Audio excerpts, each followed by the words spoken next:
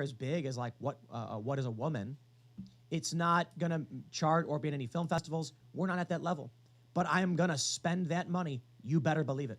And we'll keep making it. And we will build and we will figure it out. Daily Wire's doing the same thing, but they're substantially larger than us. Doesn't matter. I am. If you come to me and tell me if you had $1 million you buy, I'd say I'd that is what I would. I'll tell you what I want to buy. I want to buy waking up just before sunrise on Christmas morning, sitting down on the couch with a frilly sweater and a cup of hot cocoa with the lights turned low, the Christmas tree flickering, looking out at a silent snowfall. I want that feeling. And you know, growing up, I had something like that. We were not a particularly well-loved family or anything like that, but we had that. The sunrise, the snowfall, and even the dusk, the silent night, sitting there with the day coming to an end and the snow falling and everything's quiet. That feeling, Christmas. That's what I want. But you know what I want you to understand? I want you to understand this. Okay? Let me see if we can pull this up right here. I want you to see this. Far leftists attacking the Rockefeller Christmas tree lighting. Do I have an article on this one? Yeah. This is what it's all about. These people showing up and attacking police, what they did when they were lighting the Christmas tree at Rockefeller Center.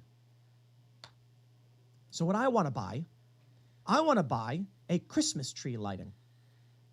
For many of you, it may be faith-based. For me, it's not so much. But that's it, man. They want to take that away from you. That pisses me off. That's what I want to buy.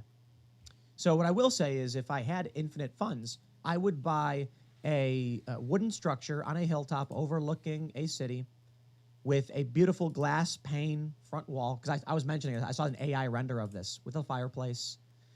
And, yeah, that's what I'd buy. But there's another thing you can buy, and it is preserving that for everybody by winning the culture war and telling these woke companies that want to destroy that warm feeling, that family feeling, that tradition, they want to destroy it. What I would rather buy is crushing them to ensure that everyone today and tomorrow can understand that feeling of family and tradition. And it's a good thing. It's goodness. And these people are evil. You want to know what evil looks like? These people claim to be good. And that's what Elon pointed out. They claim to be good. But they're more concerned with looking good while they do evil. I don't even know if I want to pull this one up. A Jewish guy was walking down the street, and they call him several anti-Semitic and racial slurs for being Jewish. I can't play this video, man. They're screaming slurs at this guy. They're Palestinian activists who see a Jewish man and start screaming at him. And I'm just like, the dude calls them Hamas supporters. So what do? They call him ethnic slurs. They don't actually care about being good people. They care about winning power.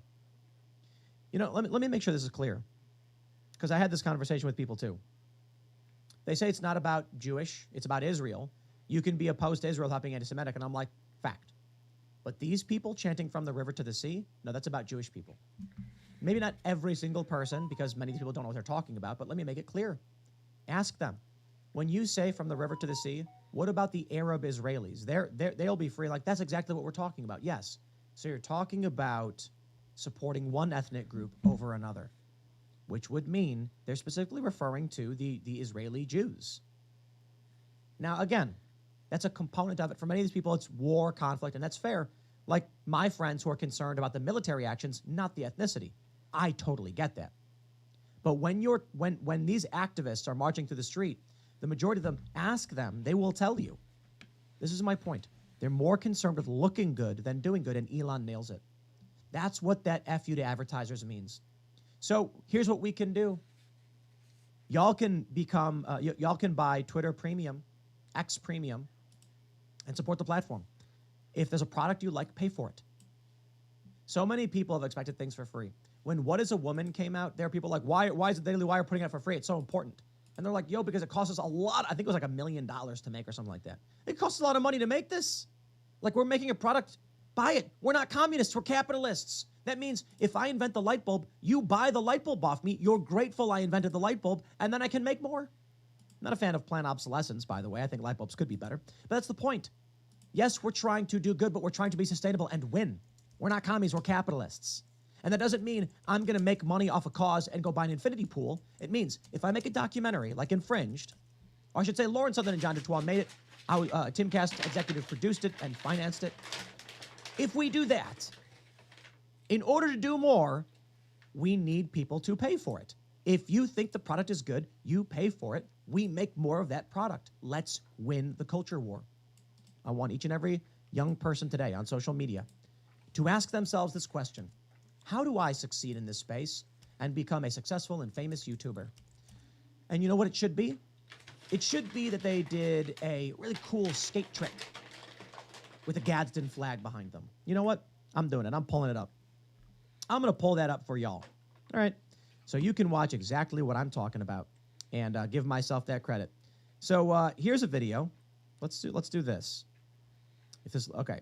Here's a video that we shot in the skate barn, and it's got 593,000 views. All right, here you go. Watch this little skate clip. This is the hardest flat ground flip trick I can personally do, and it is called the Hang 10 Hard Flip Late Flip. Okay? You don't got to understand any of that. All that matters is it is a trick that apparently, we put up one week ago, that matters enough to where it got nearly 600,000 hits. Everybody wants to watch it. And what's right there in the background? That's a Gadsden flag. That's my point. That's what I mean. Here's another flip trick I put up yesterday. This one's got 100,000 views. It's called a forward flip or dolphin flip. Doesn't matter if you know anything about skateboarding. The point is, in the video clip, the Gadsden flag. We put it up there for a reason. I want every single young person who's going to watch these skate clips. Here's another video clip right down here, Gadsden flag. That's the point. The point is the Gadsden flag represents individual liberties. It represents your right to live your life free from government intrusion. And they would try to lie and claim it's racist. We ain't playing that game. I'll tell you the game I'm playing. I never film. You look at my Instagram, there's almost no skateboarding clips. I don't care. But you know what? I decided to. Why? Because these crackpots are invading. I'm sick of it. As you can say, it only mattered to you, Tim, when they invaded skateboarding. Well, you know, I talked about video games and all that stuff too, but fair point. We care about the things we care about. I want every young person who skates, who wants to watch a video of this crazy flip trick that I did, to also see a Gadsden flag. And then when the teacher says something like, this flag is racist, I'm like, what? Yo, like my favorite skateboarders have that flag. You're lying. I know you're lying. That's not what it means. That's the point. We're going to put our money where our mouth is. So I decided, you know what? I'll start filming some skateboarding. And I will add this too. It's funny. A lot of people are like, wow, Tim, you're getting really good. No, I'm sorry. I'm actually getting substantially worse at skateboarding every day. Yo, this is me at 37, almost 38, 4 months till I'm 38. And I used to be substantially better at skateboarding. But I decided, you know what? I'm pretty good, right? This clip's got 600,000 hits. People are going nuts over it. I'm flattered. It's a trick I did 8 years ago. And it's a trick I can do, and I can do many more. And we'll film more. But I decided, if I don't film this stuff, who am I inspiring with everything I learned and everything I can do in skateboarding? If wokeness infects skateboarding, it will be because I did not engage in the culture. So I said, okay, fine. We will film. We will get involved. We will invest. We're investing millions of dollars into an East Coast skate facility. And I don't know how it'll play out. But I'm going to spend the money. When you spend money, depending on what you spend money on, you don't lose that money, right? If you buy a phone, the phone has that value. You can sell the phone later. You retain that. If you buy a cheeseburger and you eat it, well, you know, that's gone now. But you needed it for yourself to live. We're investing in a massive skate park. I don't know that skate park will retain its value because it's a skate park. What I do know is that culturally, we will produce content that will inspire young people, present them with opportunity, and show them. Do you want to skate at a multi-million-dollar indoor-outdoor facility for only the best skateboarders, the coolest people? Well, I got no beef with your politics, right? Just don't hate. Don't be racist. And recognize people are allowed to have their opinions. You can come skate, but you're going to have to skate in front of a Gadsden flag. You don't have to like it, but it's there. I want to push back, and that's what we're doing. So shout out to Elon Musk. We're winning. I'll leave it there. Next segment is coming up at 1 p.m. on this channel. Thanks for hanging out, and I'll see you all then.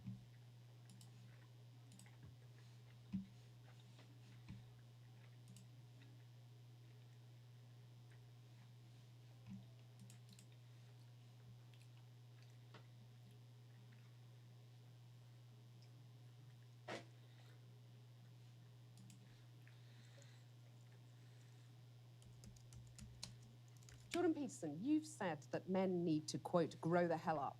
Tell me why. Well, because there's nothing uglier than an old infant. Elon Musk, Sam Altman's former partner in building OpenAI, has released its own large language model, and it has left the AI industry shocked. Elon Musk named it Grok AI, a chatbot endowed with a sense of humor. How does Grok AI differ from ChatGPT? What lies ahead for language models?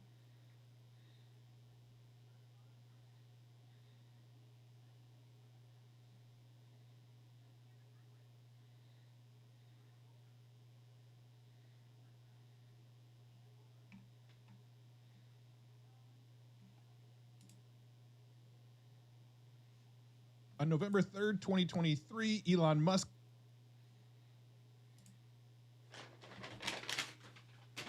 Musk, Sam Altman's former partner in building OpenAI, has released its own large language model, and it has left the AI industry shocked. Elon Musk named it Grok AI, a chatbot endowed with a sense of humor. How does Grok AI differ from ChatGPT? What lies ahead for language models like ChatGPT now that Grok AI has entered the scene? Let's dive into it.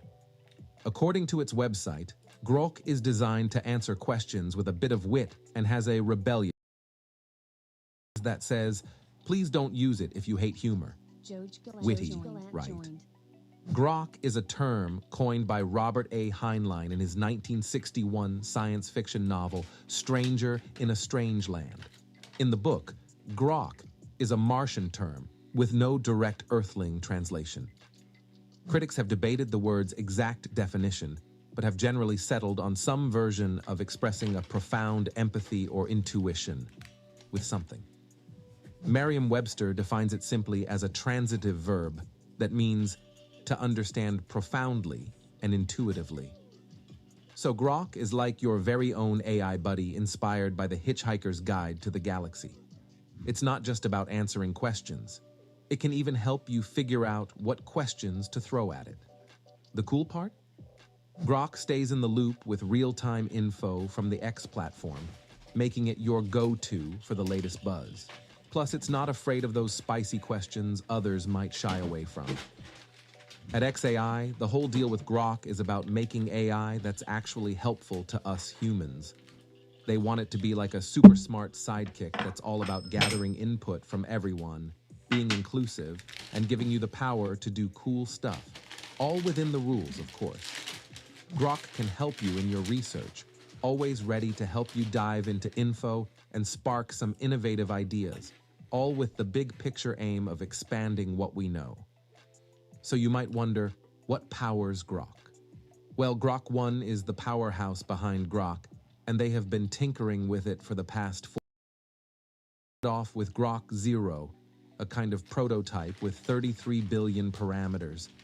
That was the testing phase. Fast forward, and they have made serious upgrades in the last 2 months, turning it into Grok 1, a super advanced language model. It is already taking major improvements in coding and reasoning skills. It's like the superhero version, scoring 63.2% on the human evil coding task and a whopping 73% on MMLU.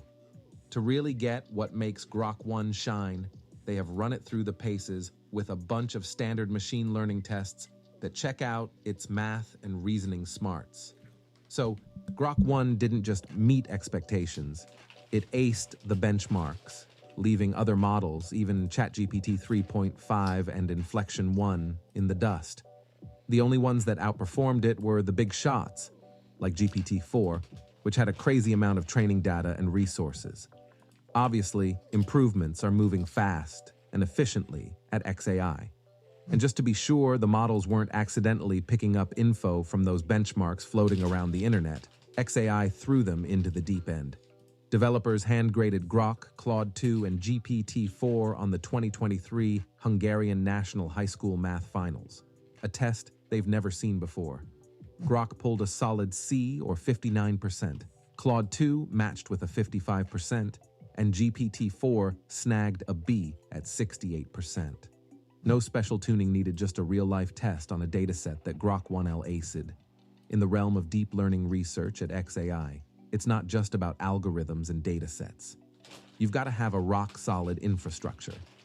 Grok is crafted based on a custom training and inference setup using the dynamic trio of Kubernetes, Rust, and JAX.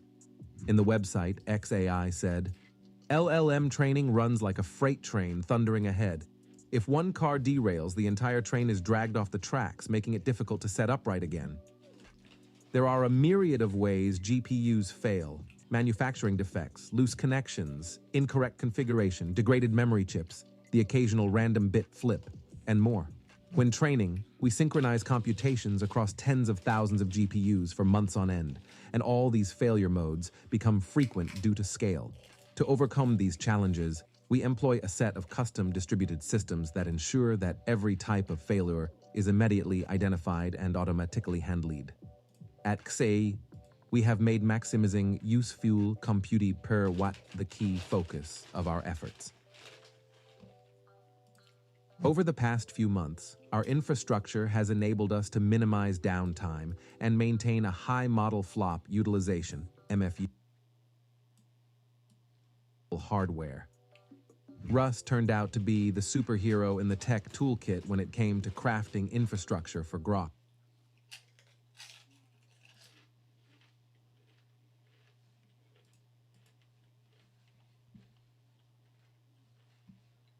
Thing of the past in XAI's distributed system. Now for a small team like XAI.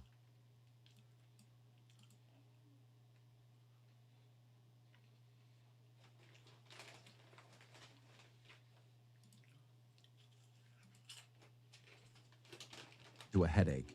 Rust is a guarantee that whatever they do will keep things ticking along smoothly for months. In XAI's research journey, Grok, armed with slick search tools, sometimes throws out conflicting data, sparking the challenge of fortifying its reasoning. The mission: XAI is delving into scalable oversight, utilizing AI to optimize human tutors' time by cross-referencing, double-checking, and ensuring consistent and accurate feedback. Formal verification is in the spotlight, aiming to grant AI systems a code correctness green light without incessant human input.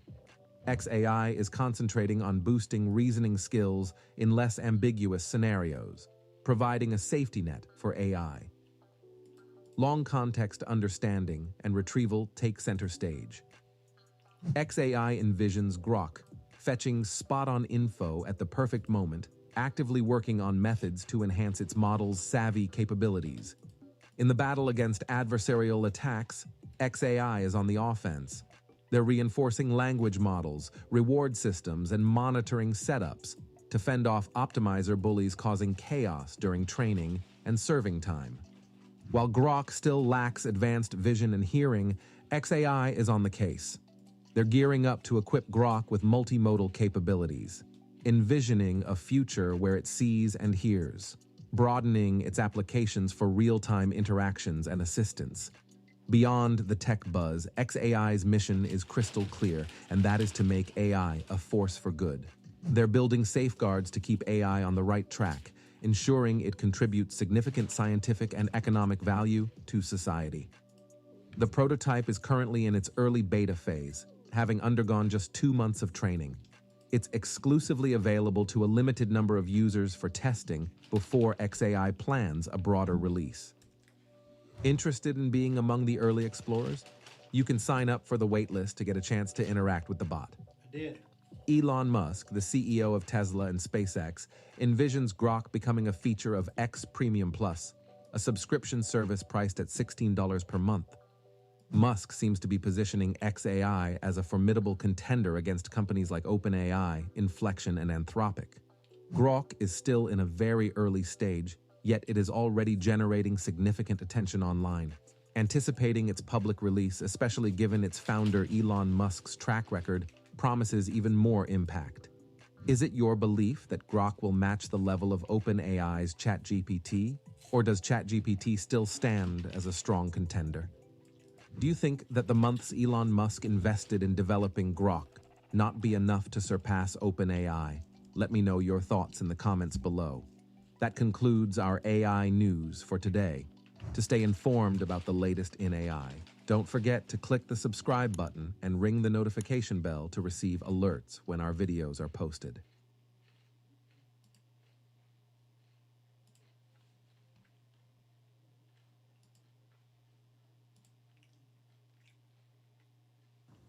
Oh my gosh. Wow. Okay, so we have some breaking news today. OpenAI has just announced that they have achieved AGI. History right there. And Draymond, this is easy for you because you're just built this way, but collectively, how do you keep your edge? All the success you guys have had, all these years together, I mean, are you guys just kind of having fun, looking for things to motivate you, maybe reading a few things here and there, like this person said this, oh, let's come out and give it to them. Like, what keeps you hungry, and how do you keep that edge? Number one, I think it's the competitor within. You know, we're not competing against these other teams ever. We're always competing against ourselves. We feel like if we're good enough to beat ourselves, and I don't mean that in a negative way. You always hear that negatively, but if we can beat us, then no one can beat us. And I'm saying that a little backwards, but I think, you know, we're blessed, man. And like Steph just said, when you look at the way the personalities mesh together, we're not the same, we're different, so we never clash on that. The way the basketball mesh together, I think that's great. And then also, we understand this. We play in a what have you done for me lately league. You know, so you never get a chance to really relax and dwell on the past, because the moment that you do, everybody's like, oh, this guy sucks. He sucks. This guy, the next guy sucks. He should be traded. He should be out of here. So you never really get to dwell on the past. You just got to stay in the here and now. And we want to win more championships, most importantly. So that's what keeps us going. Hey, Clay, how about coming through a couple significant injuries? Steph with the ankles and the broken hand, you know, and you guys are still here. You're all healthy. This team has a chance with the depth on it to do something special, get through a couple hard times, but to play, because I know there were some dark days, Clay, where you're just wondering, hey, am I going to get back and lead the NBA in threes again? Am I going to get back and play with Steph and Draymond? To be able to do it and play at this high level and all three of you together, how special is that right now? I mean, I appreciate these two because, like you said, Bob, those are some dark days. That might have been an understatement at times, but to be out here and just moving around, I missed one game this season. I plan on playing as many as I can.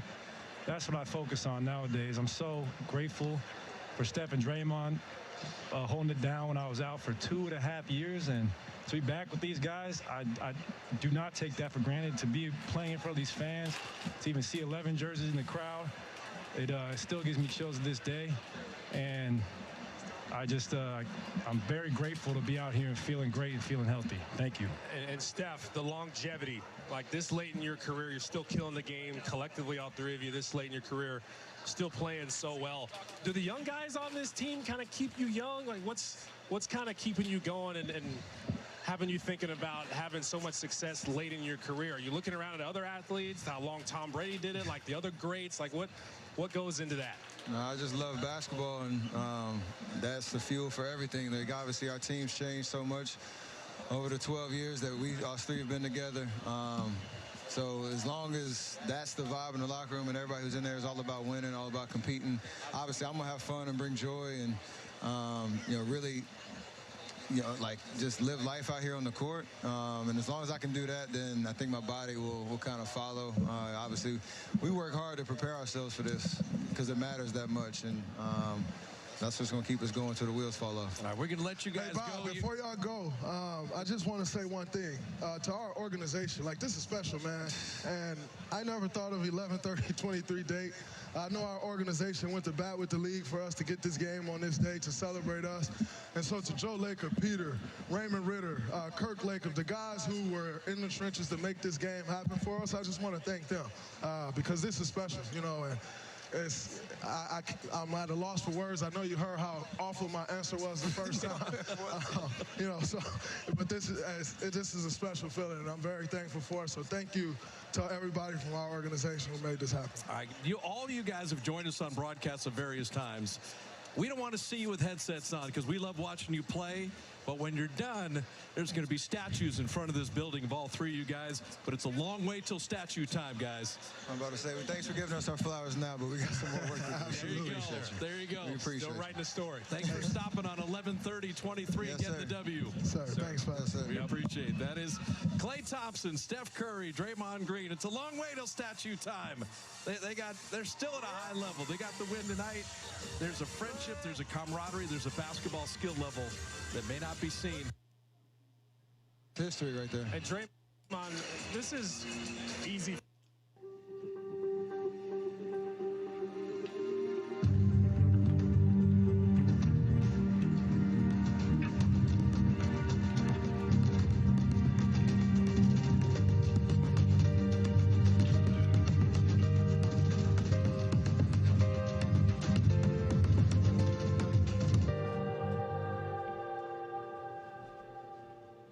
Please welcome Andrew Ross Sorkin and his guest, the founder and CEO of NVIDIA, Jensen Huang.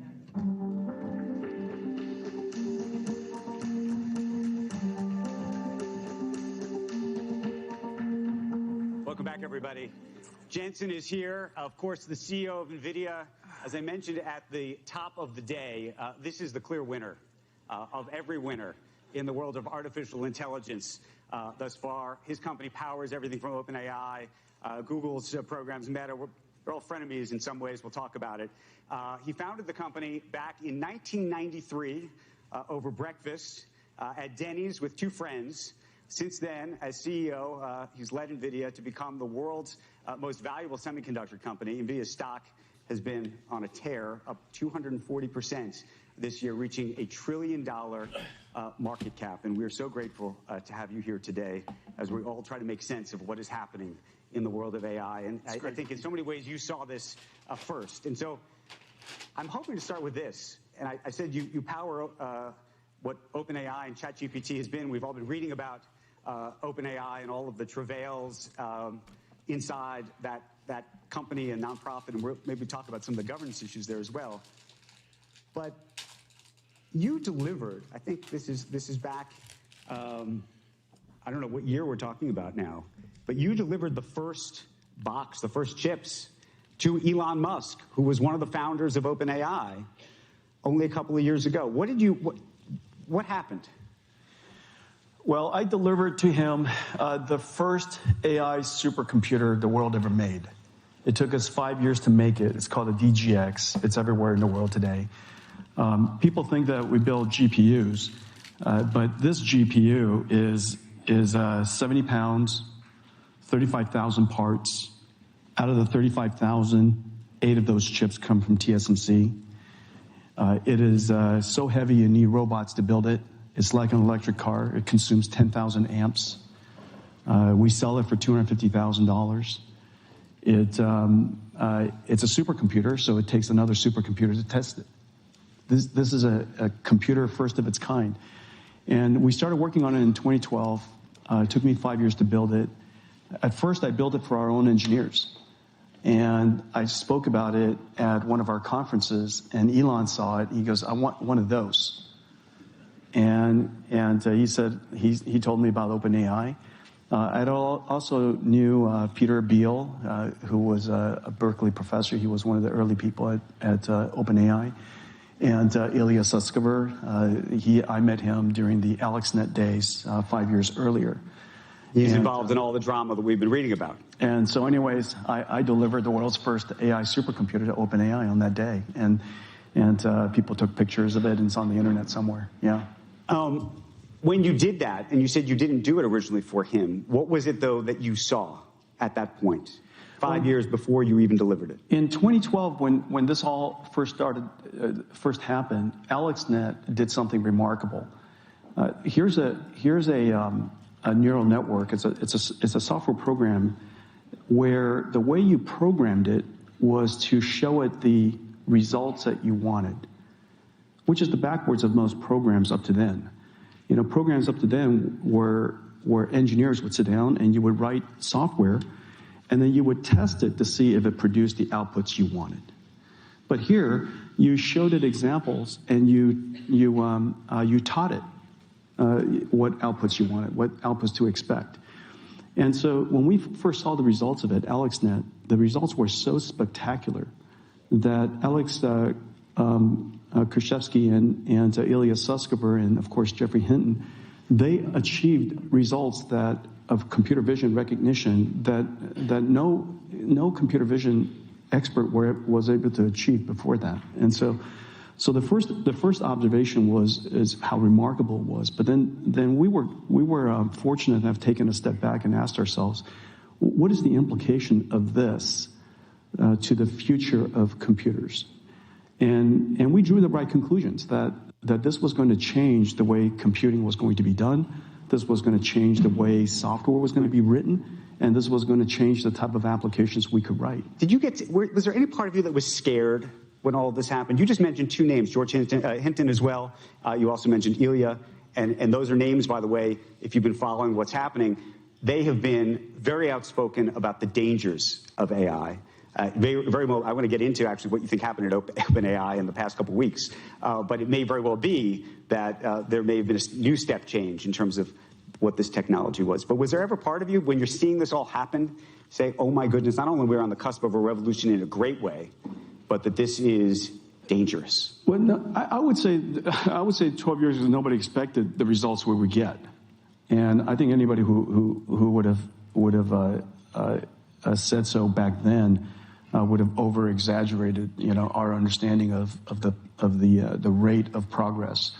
There's no question that the rate of progress is high, and what we realize today is that of course what we can do today with these models and intelligence are related but not the same. We're very good at perception today, and we're very good at those one-shot knee-jerk reaction. I recognize that that's a dog. I can finish that sentence. But there's a whole bunch of things that we can't do yet. We can't reason yet. This multi-step reasoning that humans are very good at. AI can't do. And how far away do you think we are from that? Well, we'll see. We'll see. I think that just about everybody's working on it, and all the researchers are working on it. Everybody's working on it. We're trying to figure out, how do you take a goal, break it down into a whole bunch of steps, and create a decision tree, and then walk down the decision tree to figure out, which one of the paths leads to the most optimal answer.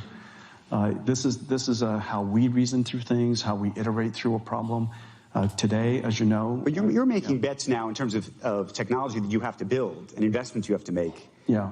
On where we're going to be 5 years from now. 10 years from now. 10 years from now. Yeah, right. So, people talk about AGI. Yeah. Right? Artificial General Intelligence. Yeah. Do you think in 10 years from now we are there? Depending on how you define it, I think the answer is yes. And so the question is, what is AGI? If we define AGI as a piece of software, a computer that can take a whole bunch of tests, and these tests reflect basic intelligence, and by completing those tests, deliver results that are fairly competitive to a normal human. I would say that within the next 5 years, you're going to see obviously AIs that can achieve those tests. And design the chips that you're making right now? Yeah. Will you need to have the same staff that designs them? In fact, none of our chips are possible today without AI. Literally, the H100s we're shipping today was designed with the assistance of a whole lot of AIs. Otherwise, we wouldn't be able to cram so many transistors on a chip or optimize the algorithms to the level that we have. And, Software can't be written without AI. Chips can't be designed without AI. Nothing's possible. We started by talking about OpenAI, and everybody's focused on that. What did you make of what happened? The ousting of Sam Altman, the return of Sam Altman, all of it. Yeah, well, first of all, I'm happy that they're settled, and I hope they're settled.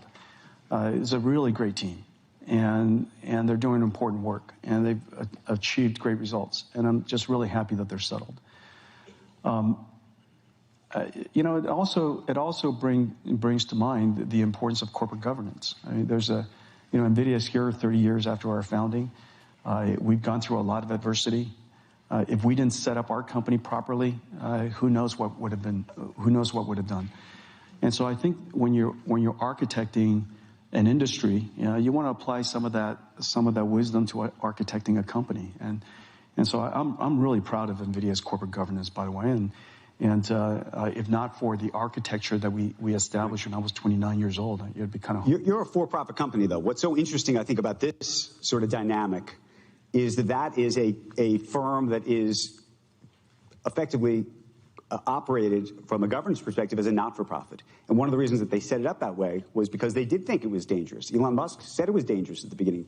Ilya said it was dangerous. And so the question is, in the sort of multitude of these different businesses that are in AI, do you think you do need these not-for-profits? Do you think that the incentive system is just fundamentally off and should be a for-profit? I mean, a lot of people now think the capitalists have taken over.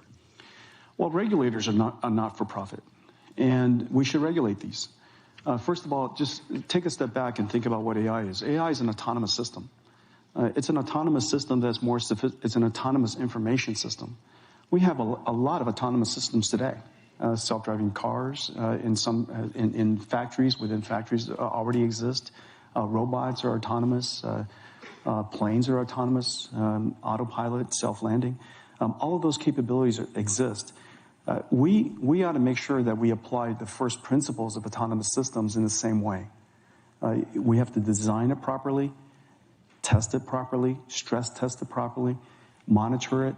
There's inside-out safety, there's outside-in safety, the FAA, flight air traffic control, redundancy, diversity.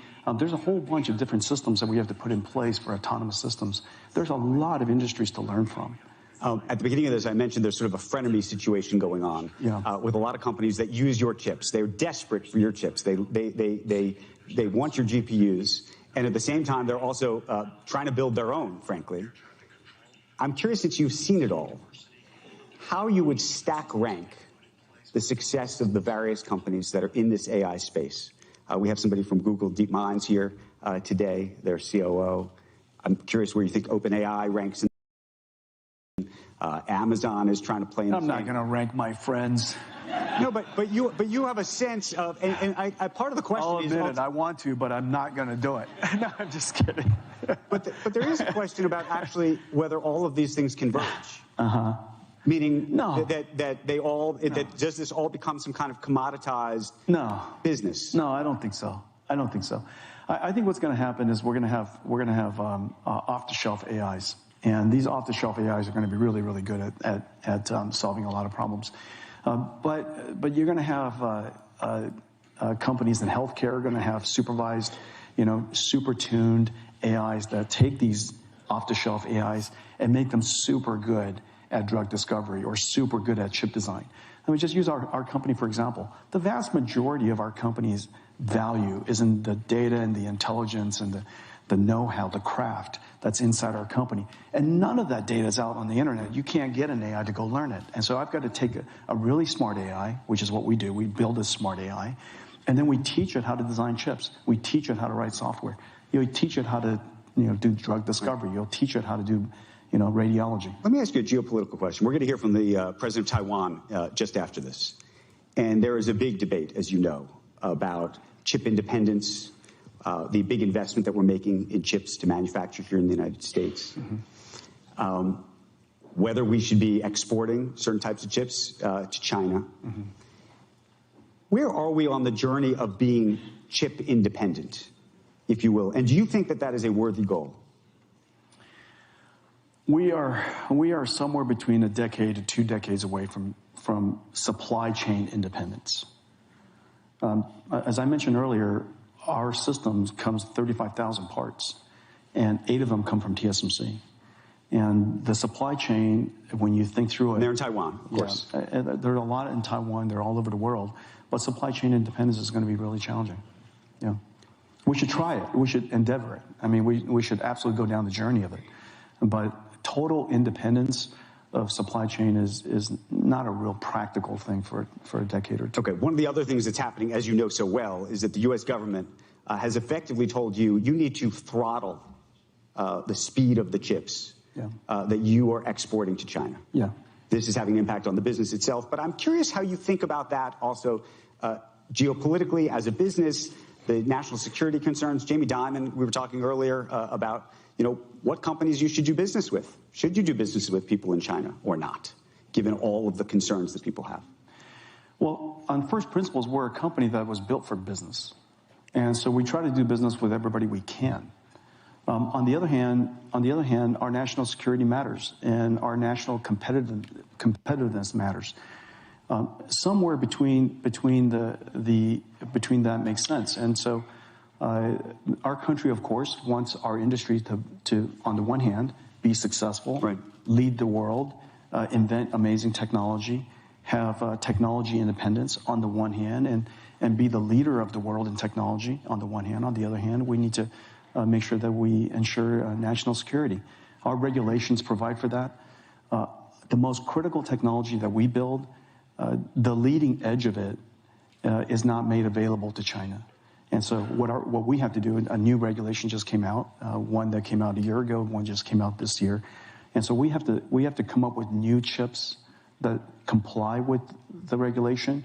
And once we comply with the regulation, we'll go back to market and do the best. But do you think the regulation is a good idea? Because I have heard you say that you think potentially by throttling these chips, we are just inspiring and creating competitors in places like China that you can't control. That's what, look, there are always unintended consequences. Everything that we do in complicated systems, if we want to limit them from access to technology like NVIDIA's, maybe it doesn't really. They find a way to get it, or they find a way to inspire their local industry. There's some 50 companies that are being built in China that are going to go provide this technology. So it's a complicated thing. And so what can you do? Well, you can make your own choices. But the other thing that's happened literally in the past couple months now is Huawei came out with a new phone. Yeah. And it surprised everybody in terms of the chips in that phone. In terms of being a 7-nanometer chip, there was a view that China was never going to get there. We had this sort of real opportunity ahead of them by many years. Mm-hmm. Were you surprised by that? The rumors of it in the market has been around for a long time. And so were we surprised? I don't think so. I don't think anybody in the industry was really surprised. And is it possible to take something that said 16 nanometer and shrink it to 7? These are just numbers. Is it really 7? Did they shrink it down to something that was sufficiently good that you can make a phone from? Yeah, I think so. And so I think there's no magic in these numbers, as you know. It's just 7, the number. But the question is, what is our lead over them, do you think? In semiconductors? Yeah. In semiconductors, call it a decade. You could decide, call it a decade. But could you take the decade-old technology and just squeeze the living daylights out of it until it produces something that's kind of like something from 5 years ago? Yeah, probably. And so I think there's a lot of clever engineers all over the world, and they're trying to get the most out of. Let me ask you a different company they have. There's a company called ASML in the Netherlands that's basically responsible for every chip that everybody makes. Yeah. Some people might call them a monopoly. How powerful are they in all of this? And should we be worried about that power? Well, a lot of people depend on them to build the instrument, and they do build very, very good instruments. And the technology is very complicated. It took a long time for them to build it. There's no reason why they don't want to provide it to the world. And so I'm not sure what the question is, but I'm not concerned. I didn't wake up this morning concerned about ASML. I think they're an excellent provider, and they're motivated to supply to us, and so I think everybody's incentives are aligned. I want to ask you a management question because it's just fascinating, given the success of this company. You constantly say, even at this point in the ballgame, you say, I do everything I can not to go out of business. I do everything I can not to fail. That is like a mantra inside the company, even at this point. What is that about?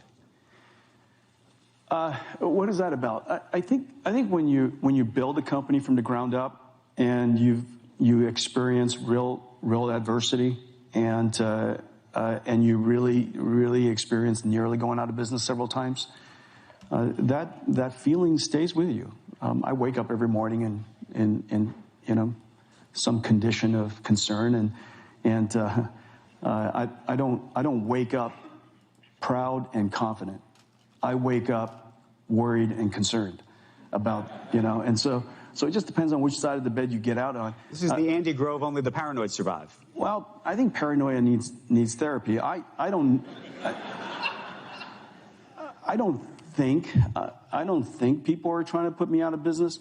I probably know they're trying to, and so I think that's different. And so I live in this condition where partly desperate, partly aspirational. And okay, well, let me ask you then about this. You said this to the New Yorker, and I found it fascinating. Again, goes to this idea of failure or worries about failure. But you said this, and this is like news. This is a selfish question. You said, I find that I think best when I'm under adversity, and then you said my heart rate actually goes down. When I'm under adversity, my heart rate goes up by a lot. Well,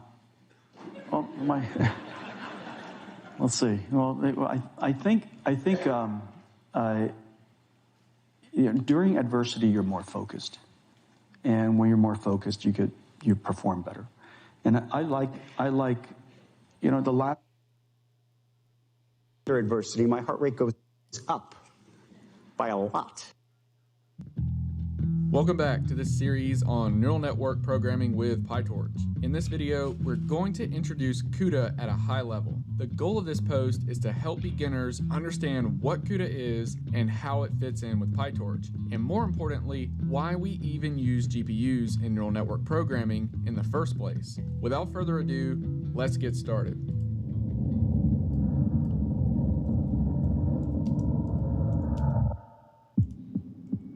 To understand CUDA, we need to have a working knowledge of graphics processing units, or GPUs. A GPU is a processor that is good at handling specialized computations. This is in contrast to a central processing unit, or CPU, which is a processor that is good at handling general computations. CPUs are the processors that power most of the typical computations on our electronic devices. A GPU can be much faster at computing than a CPU. However, this is not always the case. The speed of a GPU relative to a CPU depends on the type of computation being performed. The type of computation most suitable for a GPU is a computation that can be done in parallel. This brings us to parallel computing. Parallel computing is a type of computation whereby a particular computation is broken into independent, smaller computations that can be carried out simultaneously. The resulting computations are then recombined or synchronized to form the result of the original larger computation. The number of tasks that a larger computation can be broken into depends on the number of cores contained on a particular piece of hardware. Cores are the units that actually do the computation within a given processor, and CPUs typically have 4